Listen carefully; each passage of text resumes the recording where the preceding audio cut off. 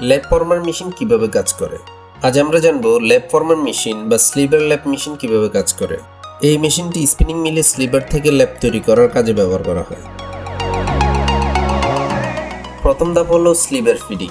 এই ধাপে ড্রন ফ্রেম থেকে আসা স্লিভার ক্যানসগুলোকে ক্রিলে বসানো হয়। ক্রিল হলো একটি দাতব ফ্রেম বা স্ট্যান্ড যেখানে স্লিভারের ক্যানগুলোকে সাজিয়ে রাখা হয়। সেখান থেকে স্লিভারগুলো ধীরে ধীরে মেশিনে প্রবেশ করে। এটি পুরো প্রক্রিয়ার সূচনা।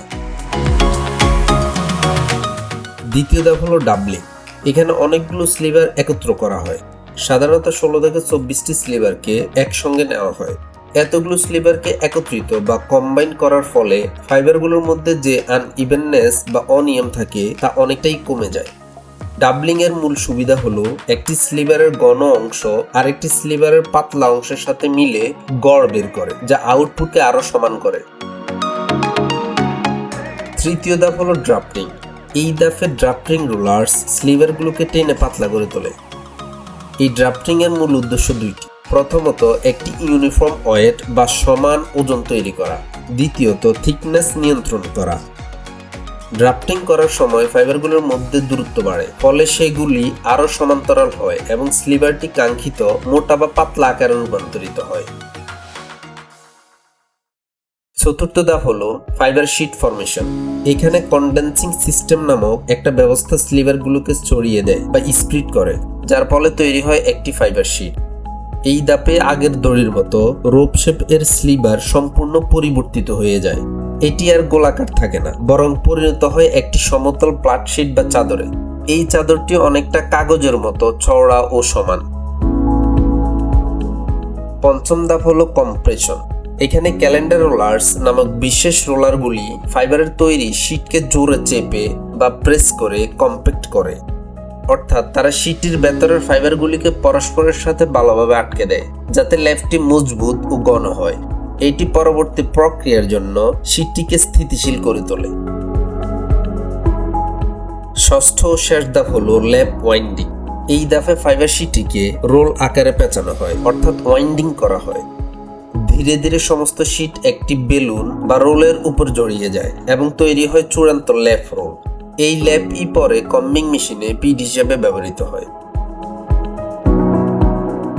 শুরুতে ড্রন স্লিভার ক্রিল ফিডিং এর মাধ্যমে প্রবেশ করে, তারপর ধাপে ধাপে ডাবলিং, তারপর ডাফটিং, তারপর শিট ফরমেশন, তারপর কম্প্রেশন এবং সবশেষে ল্যাপ ওয়াইন্ডিং এর মাধ্যমে আমরা পাই ফাইনাল ল্যাপ।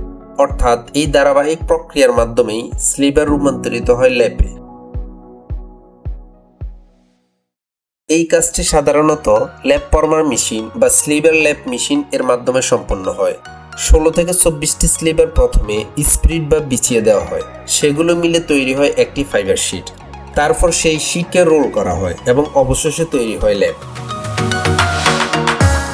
পরিশেষে জেনে নেওয়া যাক এই ল্যাপের বৈশিষ্ট্য সম্পর্কে। ল্যাপ দেখতে একটি হোয়াইট কটন শিট রোলের মতো। সাধারণত এর উইথ বা প্রস্থ হয় প্রায় 250 থেকে 300 মিলিমিটার। এর প্রধান বৈশিষ্ট্যগুলো হলো, প্রথমত এটির ওজন ইউনিফর্ম বা সমান। দ্বিতীয়ত এতে ফাইবারগুলি প্যারালাল বা সমান্তরালভাবে সাজানো থাকে। এবং তৃতীয়ত এটি কম্বার মেশিনে ফিট দেওয়ার জন্য সহজ ও উপযুক্ত। ভালো মানের ল্যাপ তৈরি সফল কম্বিং এর চাবিকাঠি। এই ছিল ল্যাপ ফর্মার মেশিনের সম্পূর্ণ ওয়ার্কিং প্রিন্সিপাল। আশা করি ধাপগুলো বুঝতে পেরেছেন। স্পিনিং মিলে এই কাজগুলো সঠিক বোধ থাকলে আপনার মেশিন চালানো ও গুণমান নিয়ন্ত্রণ অনেক সহজ হয়ে যাবে। কারো যদি কোনো জিজ্ঞাসা বা মতামত থাকে, দয়া করে ভিডিওর নিচে কমেন্ট করতে পারেন। আশা করি চ্যানেলটি সাবস্ক্রাইব, লাইক এবং শেয়ার দিয়ে পাশে থাকবেন। সবার আগে নোটিফিকেশন পেতে বেল বাটনটি ক্লিক দিয়ে রাখুন। সম্পূর্ণ ভিডিওটি দেখার জন্য আপনাকে অসংখ্য ধন্যবাদ।